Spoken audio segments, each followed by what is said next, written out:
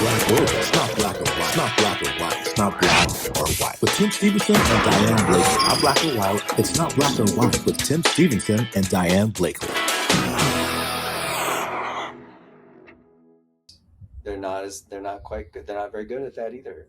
No, they're just highly profitable. Right? So let me ask you something. Can UCI, in your department in particular, when Trump says I'm going to match 50 million, I mean, that's talking about Trump's administration giving some of that 50 million. How does UCI or an entity like your department in particular get that money? How do you have to file something? Excuse me, I heard you're doing 50 mil. Right. We would like to partake in that. Yeah. Can we allow that 50 mil over here at UCI? Thanks. Yeah, there are government agencies that fund research. So from the biomedical perspective, the National Institutes of Health is like the pinnacle of the research infrastructure in the US. And so if you have an idea and you want to do research biomedically, many times you'll go to the National Institutes of Health with a proposal, and they'll either say yes or no, we'll fund you. So are you going to would you think for sure of doing that? Because I would be getting right up to that 50 million. I'd be like, show me the money. We think 50 million is a lot, but it's actually not a lot when it comes to research. It's great, and it's more than any other, like the government hasn't given that much for any other psychedelic as a one bucket thing. Like it's been much less than that for psilocybin as in individual studies. That 50 million totally devoted to Ibogaine is the largest that's ever happened. So that's really great. But the potential for this medicine is very high. And the fact that it seems to be working for a lot of different things means we'll need to do a lot of research on it to understand how best to use it, how to get rid of the cardiotoxicity, like we were talking about, the side effects. Right. So it's going to take a while to figure out how best to use it and for who. Is the 2-day trip really feasible? Like, can we actually have a clinic where people come for 2 days to get their trip and then get healed? Like, that might be really hard to do. Especially if you got a huge influx of people who want the treatment. Exactly. Yeah. So that's got to be surmounted. Yeah. But maybe microdoses, might be good a way to like hit the masses. Yeah. I think it's a great idea. I mean, for me personally, I'm like, because, I didn't see Joe Rogan's podcast, but I know it was about PTSD for service members. I mean, think of all the people that come back from seeing things that a lot of us never see, right?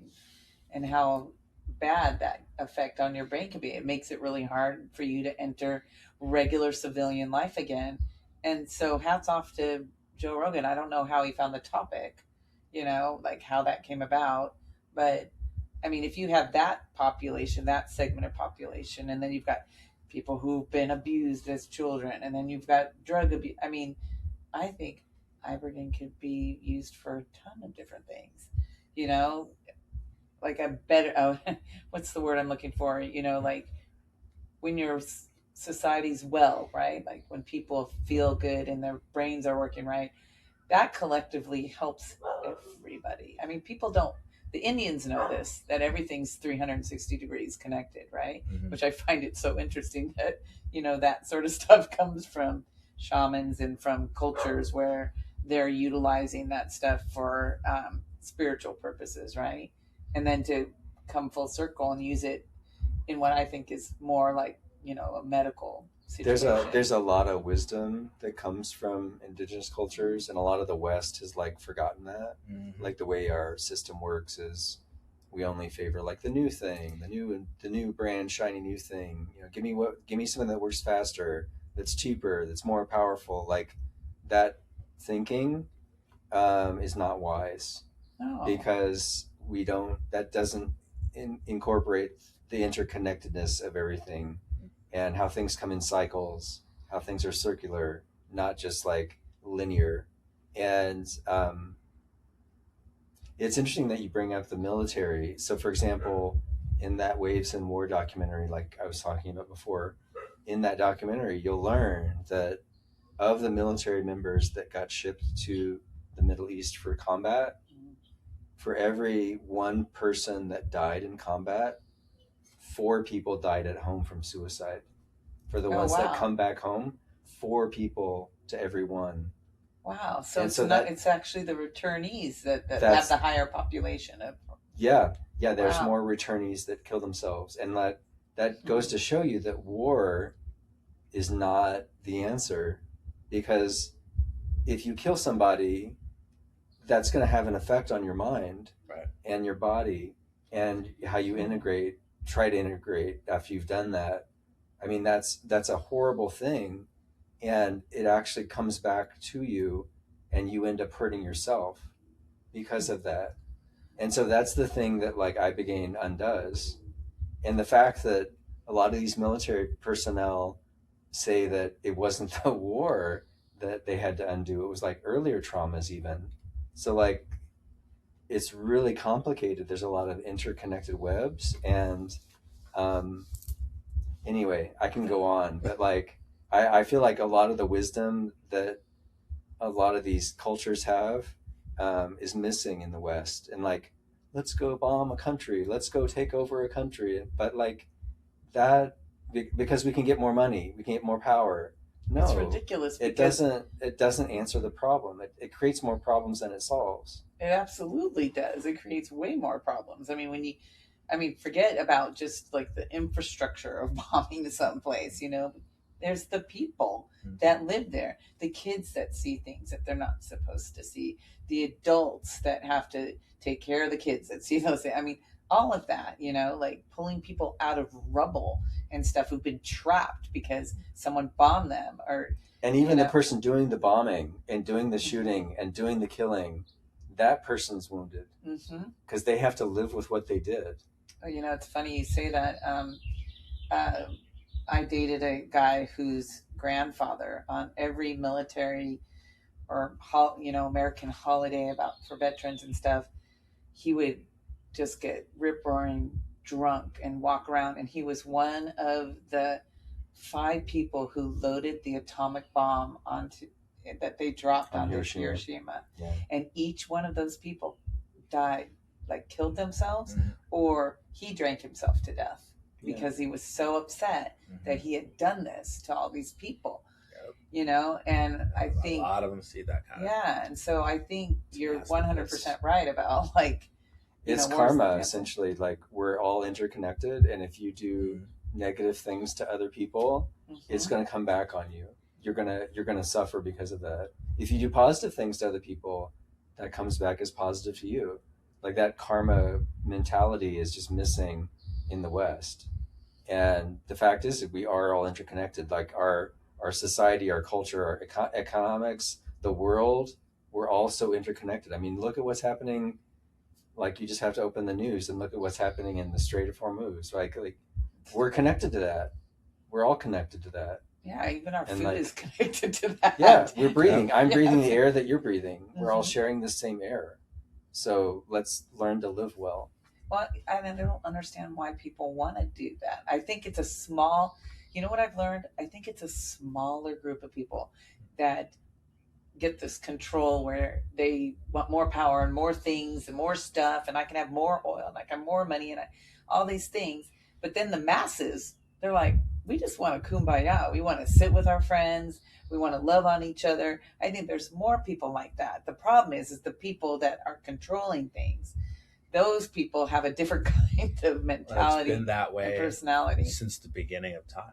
If you watch every movie about kings and queens, and it's always the king, the queen, and their group. But when they go and talk to the people, there are like hundreds of thousands, right?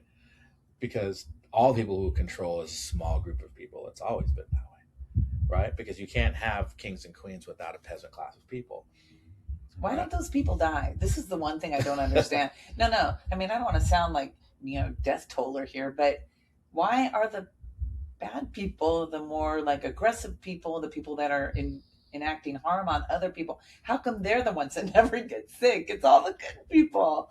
I don't understand that. So then it makes me think, Is it because good people can't handle in their brain seeing bad things happen to others, while people who enact bad things, their brain is like, boop, skipping right over that.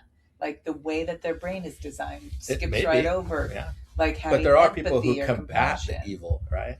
Huh? The people who combat the evil have to almost commit the same evil for whatever reason, right? So if you can only kill a bad guy with a good guy who's willing to kill the bad guy. That's only Right. if you think you have to kill. Right. Yeah. Like I think you can. I kind of come from a Buddhist kind of perspective, Yeah. and Right. like Curious what- But I'm referencing that as like in Yeah. most movies, right? in most movies, the good guy kills the bad guy. it's not a solution though. It's not. But it's crazy how we portray that, right? Because we're always like, oh yeah, he killed him. He's the good guy. How do But he you still stop commit that, murder, though? right? Yeah, I know, and we're all like and cheering he him. still has to live with that. 100%. Yeah. Like Superman. I'm all like, Superman has to beat up the bad guys, Mhm. right? And then we're all going, yay, Superman, because the bad guy's gone. But I know that you practice Buddhism, so it's a little bit different, right? Like how you treat the world and the things that don't go exactly the way you want them to go. I mean, Well, like in Buddhism, it's sort of like if you're dissatisfied with the world, like that's a lot of people are upset because they don't accept what's happening. mhm. Like a lot of people are upset because like they feel it should be a different way. They feel like it's not the way that That it should be. that it should be. But with Buddhism, it's more like, okay, today is the present moment. This is all there is, and this is what it looks like. So this is happening for a reason, and so that doesn't mean I have to like it, but I also have to accept it. I have to accept that this is happening, and move with that. And so with killing and war and stuff like that, you have the karma coming back to you, and so you suffer. There's a lot of suffering that happens, and suffering can be a way for salvation. There can be a way of salvation through suffering. And in Buddhism, there's actually this famous story of a murderer. So like this guy killed 100 people, and he felt horrible about it, and he talked to Buddha, and the Buddha basically talked to him, and he became a follower. And it's said that he became enlightened even though he was a murderer. And so I think the killing does happen, and I think people can work through that and recover from that. I think like Ibogaine is one way to do that, maybe as a like a drug way to get through it. But you can also, as there's different ways of working with your mind, you can rework your thinking in a healing way. And so people that But you did teach me something. I've listened to him a lot. But you taught me, because I would be super scared, I don't want to die. You're like, you're not dying today. You said, you're here right now. Like, you're present. You're here right now today. Mm-hmm. Like, think about what's happening to you. So every day I wake up, I'm like, oh, what's Rick say? I wake up and I open my eyes and I go, oh my God, you're still alive. Another day. You get another day to experience all these cool things, right? Like little things, like the hummingbird that was flying over there on your shoulder, Tim. If we were filming it, it would look like a hummingbird was on your shoulder. I'd be like, how you doing? Yeah, but I think love that that kind of changes, stuff. also Yeah. changes the environment in your system, right? Your mitochondria reacts differently to that. 100%. When you're like, yeah, I'm so lucky I'm here again. Like normally, like when bad stuff happens, my kitchen's falling apart and I open a cabinet and I get flooded to death. Before I got sick, I would have been super upset about that. there's Right. no strange thing that like stress in our life, and doctors will say that stress is a cause of illness. 100%. I think so. I Heart, completely high agree blood with that. pressure, cardiovascular problems, depression, stress just exacerbates it. And I just told And- those guys I was happy to see them again. They were like, really? The restoration people? You're happy to see us? I'm like, all day long. It's amazing when you de-stress how much less heavy the things feel. Like I just rewatched. Ever seen the movie Avatar? I love that. You know why I love Avatar? Because the Na'vi people are exactly how we should be living. Everything is connected. the earth, the plants, the this, the fish. They talk to everything, right?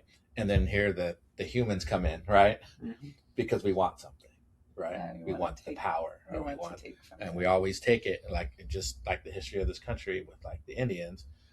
We call them the savages because we want something from them, right? We're gonna take your land, portray you as the bad guy, and say, well, we got rid of the bad people. Up until I guess till the Lone Ranger came out, they told us that Indians were savages.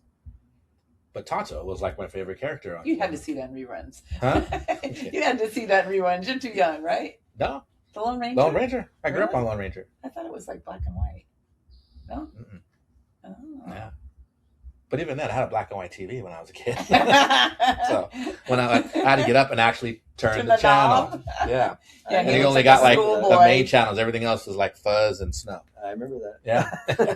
We all three of us are old enough to remember it. But it's the coming old full school. circle with the shamanism for our discussion, because that wisdom that the indigenous cultures have, like the Nabi and in Avatar, that comes from shamanism. That's directly Awesome. like the way the Nabi relate to the environment and how they know there's this what do they call it? The Awa. Awa. That's the connectedness of everything. Right. That's very common in shamanism. Nice. And in Cameron indigenous study cultures. Study I'm shamanism? sure he Oh, did. I'm sure he did. I'm sure he did. I'd sure be he curious did. if he It's- studied Yeah. that. Yeah, and the substance that the colonizers are trying to get, that they bomb the tree because it's sitting on a load of that ore, which they're trying to, cultivate and steal from the planet. And it's all what happened to the West. It's all what the West has done. But it's funny when I see movies like that, that's what I see. Like I go, oh, they're trying to tell us the story about the nature of the world and the tree. It was like Mother Earth and things like that. But even in like Black Panther, right? We're going after that Wakanda because they're sitting on vibranium. Right? Yeah. And vibranium is a resource that we want, but we want it so that we can weaponize it. Yeah. That's why they Well, did now, that like- in the Ukraine. Well, They wanted the rich minerals of the Ukraine. Yeah, well, but then also looking at psychedelics, and this is what's crazy, is that so now when you look at what the West has done with psychedelics, a lot of people are just doing it recreationally. Like they're doing this recreationally, and it's like they're taking something that was sacred, essentially, from an indigenous culture, and instead of like using it for good purposes and medicinally, let's just take it recreationally and get high. Right. You Those know, are that's all not- traumatized people That's not. trying to not get in touch with the real world. Yeah. That's before them. We're using it as an escape. Right. And that's one thing I didn't like about how psychedelics have kind of unfolded in the West, is like a lot of people use it as an escape. And I think any drug or anything can be used as an escape. Right. But really what you have to do is work through it and work with the problem and work with the problem in order to get through. Do you think that how much longer is your study going to go on, out of curiosity? I think we'll have another year before Okay. we're done. So like depending on how recruitment goes, I think it'll be another year before we're done. And how long does it take you to get funded? Say, Melissa Etheridge wants to fund again. That's different than, say, if you're trying to get something from the federal government. Yeah. Like how long, will there be a gap, or could you basically request to participate in funding so that when that ends in a year, you have enough money to continue or broaden the studies so that you can prove more of the effects of how this could help people? Yeah, I have a couple of research ideas that I'm trying to cultivate to get more funding. So one of them I talked about was like having a rehab, like after the study that we're doing now, is to also have them go into rehab afterwards. And so that's an idea that I'm thinking of writing a grant for, which can happen at any time. Okay. Because that can just be added onto my existing trial. And there's funding mechanisms which I can access, Okay. which might be able to help if I can write an application and get it funded. It might be helpful. And then some of my money that I have right now that the Samuel Lee Foundation gave me, I'm using that to look at more molecularly, like how does Ibogaine bind to these receptors in the brain? Like what is it doing to those proteins? Like how do those proteins change their structure to then rewire the nervous system. Like that's totally unknown. And I'm partnering with a researcher at Berkeley, Ehud Isakov, who's actually my PhD advisor from graduate school. Oh, really? So I reconnected with him, and so he and I are working along that line. And so I have the hopes that we might get some preliminary data to write a grant for the National Institutes of Health to fund that work. And then will the money go to UCI or will it go to the university? Both. Both? It would go to both. Yeah. Okay, So, interesting. and then there's a animal researcher at UC Irvine, Steve Mahler, and he studies addiction in rodents. So one of the things about addiction is that it's hardwired. Rodents have the same kind of wiring that humans do. Really? Yeah, you can get a rodent addicted to opioids. Oh, you can? Yeah, and it's interesting. The brain areas that are activated are very similar to the human brain areas. Is that why they use them for studies all the time? Because they feel like, I mean, some diseases and some processes are conserved over time through the evolution, but some are not. But addiction happens to be one that is conserved fairly well. So anyway, we're doing a study on the animals, and I'm using some of the Samueli money to fund that research in the animals, and that could also be a grant in the future to help understand how these compounds work on addiction. So will I see you on CNN with Sanjay Gupta? and that's, I'm kind of joking around because he actually is in Sanjay Gupta's book for some other stuff. So yeah, so like nice. I'm all, he's a celebrity. He's in Sanjay Gupta's book. That's my acupuncture stuff. Yeah. So acupuncture research. Yeah, on pain. You know, I just did some acupuncture. I believe in acupuncture. Good. Yeah, I went to. I don't know if there was an old Chinese man that I found in Westminster. Apparently his brother created the MRI-2, right, at UCI. And he told me when I went in, because I wasn't sure I had a really bad pain in my knee and I couldn't walk. Yeah. And somebody says, I know this old Chinese man who does acupuncture. I was like, great. Yeah. So I walk in there and he's like, first thing you should know is that it shouldn't hurt and you should never have to come back. Because he was like, I believe in healing. The whole point is that you don't have to come back. Yeah. He made you 1 or 2 treatments and you're done. So he put the needles in my thing and he put some heat on it. I had one little electric shock go down the back of my leg. Never had to go back. Yeah. Until recently, when I slightly tore this meniscus. So it's not that leg, it's the other the other one. Yeah. The other knee. And then I went to a woman I found in Mission Viejo. It's like this Thai, like Asian medicine place. Yeah. Where when you walk in, everything on the walls is herbs. Like Chinese herbs everywhere, whatever. And she's showing me all these pictures and videos of all these old Chinese men in China who walk up and down a hill with 60 pounds on their back, and none of them have meniscus problems. She's like, you can heal it. Yeah. Oh. Yeah.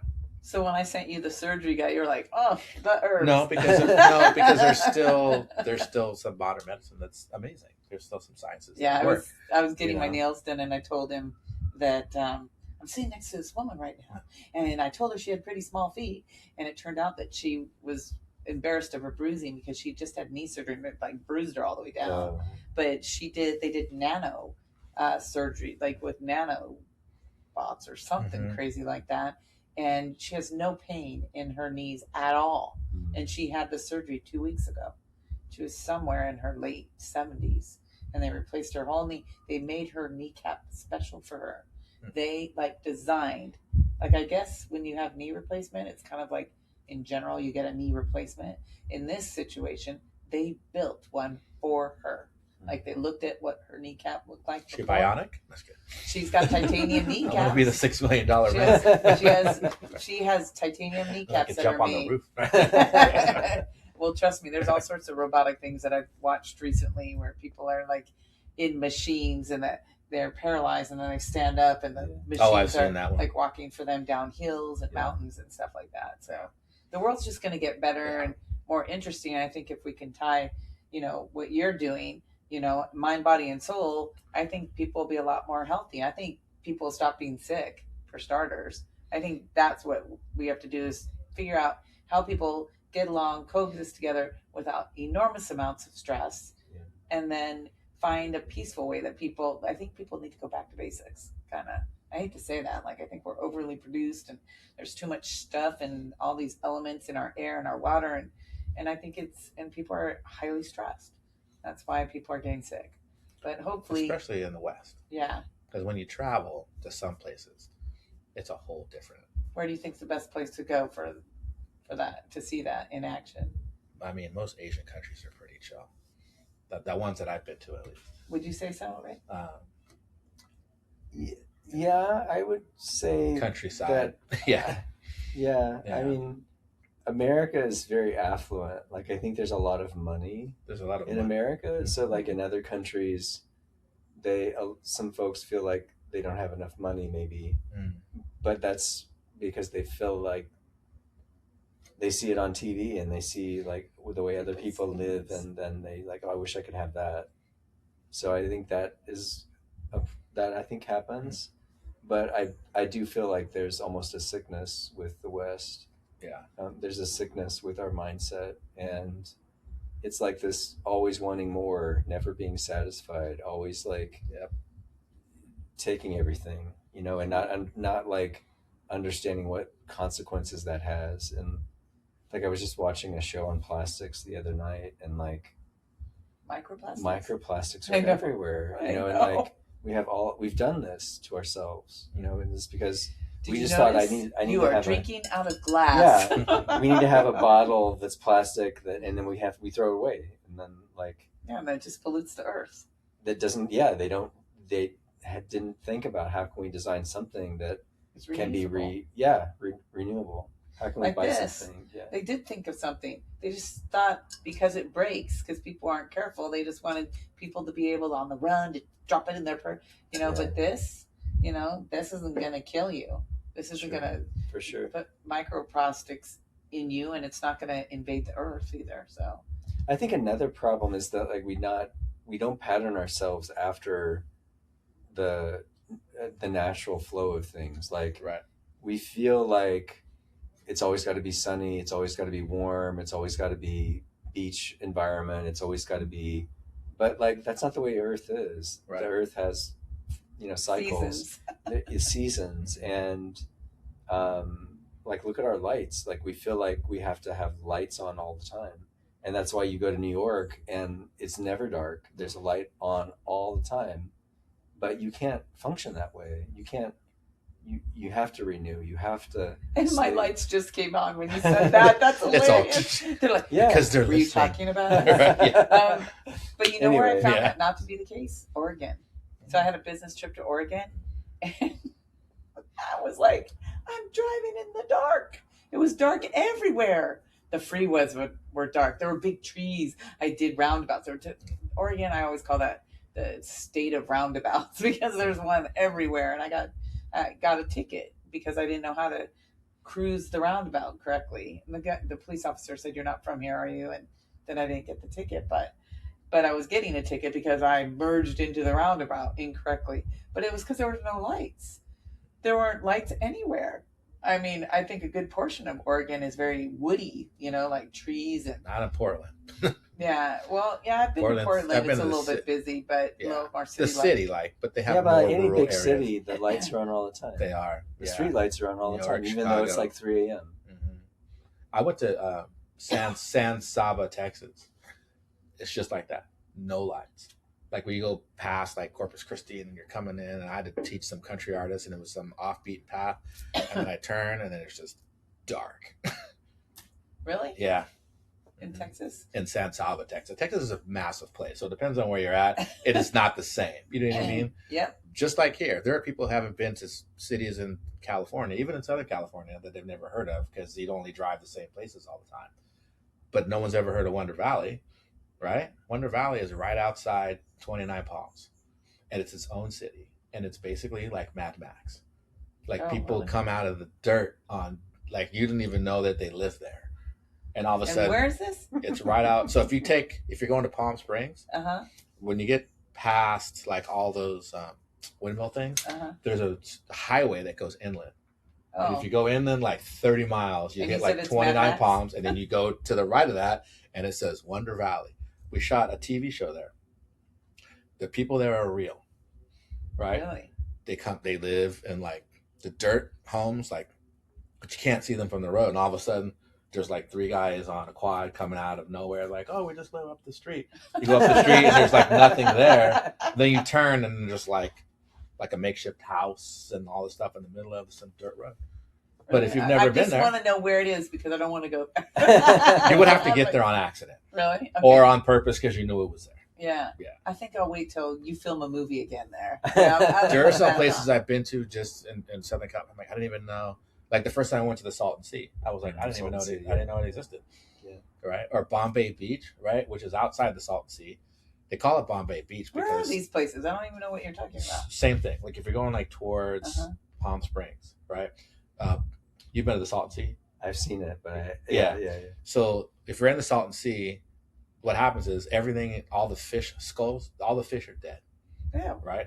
So I don't know what happened with the water, if it was contaminated or not. When you're standing on the beach, it's what looks like shells are like fish bones. And there's like a UPS truck looks like it's blown, it got blown up and the sand's still there. It smells, all the birds are enormous. Like they've been eating toxic waste for who knows how long. And it's so creepy that we went to do a photo shoot there. It was me and my buddy Steve. We're standing on the beach, silent. There's like what looks like a mobile home, on this side and one over there. And we're thinking, and all the windows are covered and boarded up. Yeah. We're standing on the beach and all of a sudden I hear something and I turn and somebody walks out of one of those things and just looks around and walks back. But and it was like a comes movie. Out of what? One of those like makeshift. It was like a mobile home on the beach. Oh. You would think nobody would live there because everything in there is dead, but somebody was living in that house. They're like, nobody's going to come here. Nobody goes. I'm going to live here. No one's going to steal from me. They're not going to do anything. But the whole point is like this is local. This is within a 2-hour drive of where we're sitting right now. Really? Yeah. Well, I'll be sure to take a detour away from that. Yeah. Oh my God. I mean, like I said too, baby, if you haven't been to certain places, you just don't know it's there because you don't venture that way. You know what I mean? I know people who still haven't been over the St. Thomas Bridge. Oh, wow. Right? Just going from Long Beach into San Pedro. So you have never been over there. Because unless you had a purpose, you wouldn't unless you just like to explore, you wouldn't know it's there. Well, thanks for coming on the podcast. Yeah. I really appreciate it. Thanks. Definitely. I had a good time. I mean, really, you're doing something incredible, and I'm super excited to see what happens with it. You know me. I'm going to be chit-chatting you, getting in your ear. She's like, do you have that microdose yet? What's going on with that? Trying to get to the spirit world. See that chicken. They're going to be careful with me, Tim. I mean, Frank will tell you he doesn't even like if somebody goes, oh, Diane, because I don't really like the taste of alcohol, but I do like a chocolate martini because it tastes like candy to me. Yeah, it does. And he'll be like, oh, don't let her have another, because I don't do any of that. I don't drink anything that alters anything, and I don't smoke or do any of that stuff. So the little bit that I've tried makes me really goofy, more goofy than I actually am. Which is kind of scary for people, but yeah. So but thanks. I appreciate your time. Absolutely, thanks, you guys. Yeah. This conversation could go on forever because there's so many. I'm like engaged in all that science and just the psychedelic side, and because I'm kind of an earthy person anyway. Yeah. Meaning I always see the little things in life, right? Like I said, the Mother Earth and everything is connected, and the birds and the trees and the hummingbird. Apparently, that was over here. There's a butterfly right here, or a moth. Yeah. So definitely appreciate your time. You bet. Anytime. We'd like to follow up. Like if the city gets bigger and see where it goes, and maybe have you come back and talk to us a little bit about like some of the results and maybe some other things that you start doing later on. For sure. Yeah, we didn't talk about the energy healing work we're doing or or more of the shamanism stuff. We didn't really quite get into the study that we're doing on shamanism, but I'd be happy to talk more. Sure. Okay, yeah, we would that love works. to do that. All right, so this concludes another episode of It's Not Black or White. I'm your host, Tim Stevenson, and my co-host is Diane. And we would like to thank our guest for being with us, and we will see him again for sure. We'll see you on the next pod. It's not black or white. It's not black or white. It's not black or white. It's not black or white. With Tim Stevenson and Diane Blakely. Not black or white. It's not black or white with Tim Stevenson and Diane Blakely.